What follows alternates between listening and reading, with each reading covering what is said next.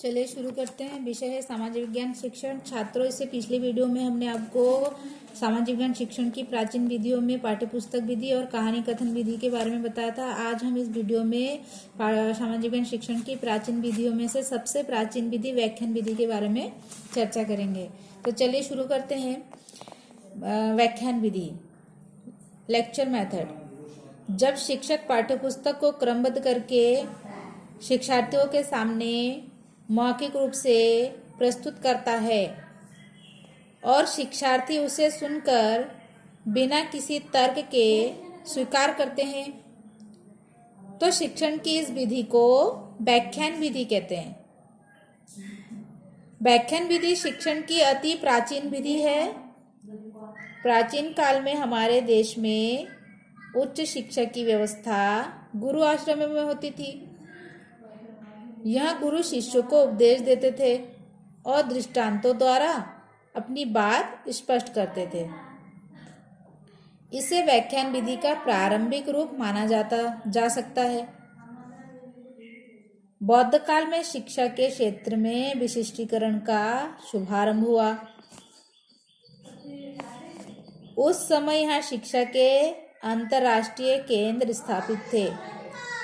तत्कालीन विश्वविद्यालयों में मुख्यतः व्याख्यान विधि से ही शिक्षण होता था, परंतु इस काल के विद्यार्थियों को प्रश्न पूछने, तर्क करने और अपनी आशंकाओं का समाधान करने के अवसर देते थे। मध्यकाल में मुसलमानों का शासन आते ही शिष्यों को यहाँ स्वतंत्रता समाप्त हो गई। इस काल में शिक्षक व्याख्यान देते थे और शिक्षार्थी शांत पूर्वक सुनते थे। बिना किसी तर्क के शिक्षक द्वारा प्रस्तुत तथ्य को स्वीकार करते थे। आज के अधिकतर शिक्षक भी ऐसा ही करते हैं।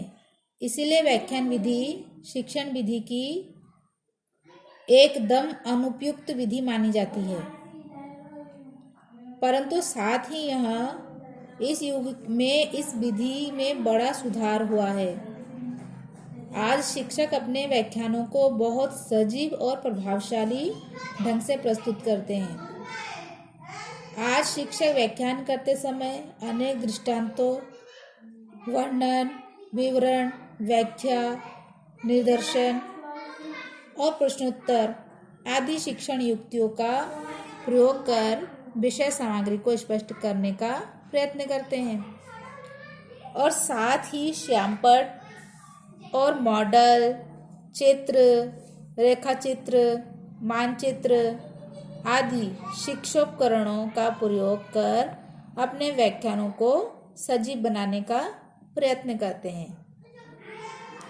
अब तो व्याख्यान विधि में आगमन, विश्लेषण आदि विधियों का भी प्रयोग किया जाता है। व्याख्यान विधि और सामाजिक विज्ञान विषय का शिक्षण। व्याख्यान विधि की कितनी भी आलोचना क्यों न की जाए, परंतु वास्तविकता यह है कि संसार में किसी भी देश में उच्च शिक्षा के क्षेत्र में सबसे अधिक इसी विधि का प्रयोग होता है।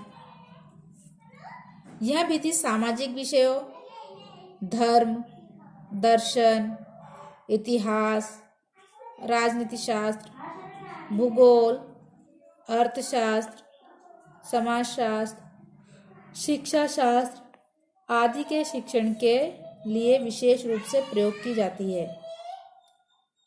इसके अतिरिक्त वैज्ञानिक विषयों, कला, कौशलों और व्यवसायों के सैद्धांतिक पक्ष के शिक्षण हेतु भी इस विधि का प्रयोग किया जाता है। सत्य है कि बिना व्याख्यान किसी के प्रयोग के उच्च स्तर को इतनी विस्तृत पाठ्यचर्या को पूरा नहीं किया जा सकता बिना व्याख्यान के। यदि व्याख्यान विधि का अर्थ केवल मौखिक रूप से सूचनाएं देने भर से लिया जाता है, तो इस विधि से कोई विषय नहीं पढ़ाया जा सकता, क्योंकि शिक्षण का अर्थ सूचनाएं देना नहीं, सीखने में सहायता करना है। और शिक्षण का कार्य तब तक पूरा नहीं होता जब तक विद्यार्थी सीख नहीं जाते। परंतु यदि व्याख्यान विधि का अर्थ पाठ्यवस्तु को तार्किक क्रम में संजोने और उसका विकास शिक्षार्थियों के सहयोग से करने से लिया जाता है, तो फिर इस विधि से सभी सामाजिक विषयों और सभी वैज्ञानिक एवं प्रायोगिक विषयों एवं कला कौशलों का तथा व्यवसायों के सैद्धांतिक पक्ष का शिक्षण किया जा सकता है। पर इसके लिए शिक्षक को व्याख्यान विधि का प्रभावशाली बनना होगा।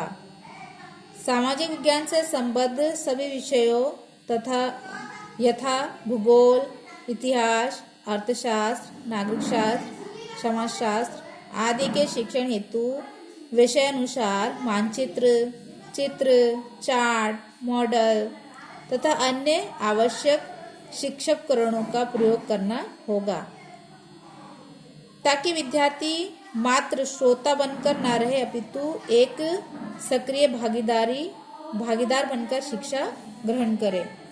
छात्रों, आज की वीडियो में इतना ही। अगली वीडियो में हम व्याख्यान विधि की प्रभावशाली बनाने के उपाय, इसके गुण, इसके दोषों का वर्णन करेंगे। आज की वीडियो में इतना ही। धन्यवाद।